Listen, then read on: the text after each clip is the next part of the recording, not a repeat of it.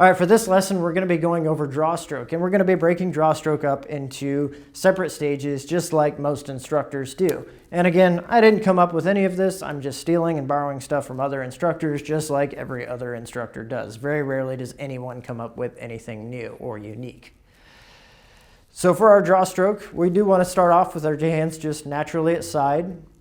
And when we're ready to begin our draw stroke, because for this one, we're not going to have a timer or anything, the first thing we want to do is get our hand on the gun.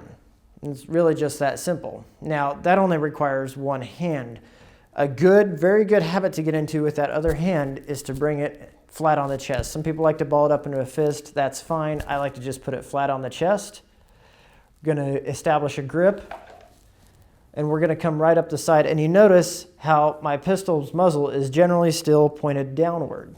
All right, and I'm kind of dragging it up the side of my body. That's going to make sure that I've got good retention, that I'm not flinging the pistol way out here or anything like that. If I have a good habit of bringing it up, then I begin the rotation. This is what's called the thumb pectoral index. We're not going to get into that in this lesson.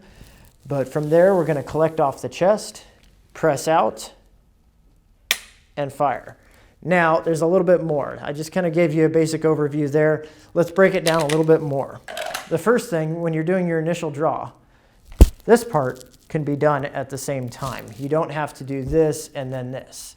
And that's kind of a big thing for efficiency, is learn to do multiple things at the same time.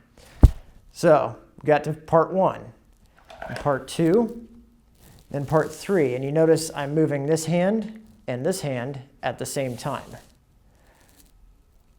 going to collect the gun off the chest and press out. Now, when we're pressing out, it's just like what I talked about before. We've already established our line of sight. We're just bringing our sights to it. And if we have a good natural point of aim, it should happen very smoothly and very easily. That just comes with practice and comes with having a good, consistent grip. So another thing you want to make sure that you're doing is that you're pressing out and you're making a solid 90-degree turn here, and then you're pressing straight out. We don't want to come and fish. We don't want to go bowling. That's not what we're doing. That's just extra movement, extra time, and it's also going to be a lot harder to get those sights right on target and get a good solid sight picture with a natural point of aim, as opposed to just pressing straight out.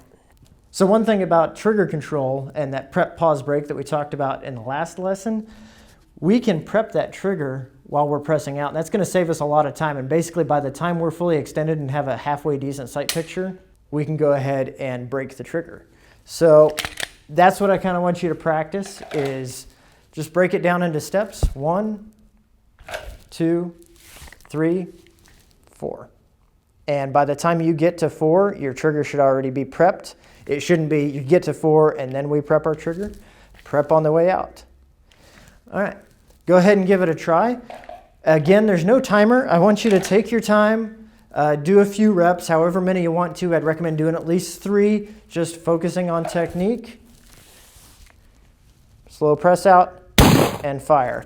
And again, there's no reason why you shouldn't be putting round on top of round on top of round for this drill. There's no timer. Take your time, focus on technique.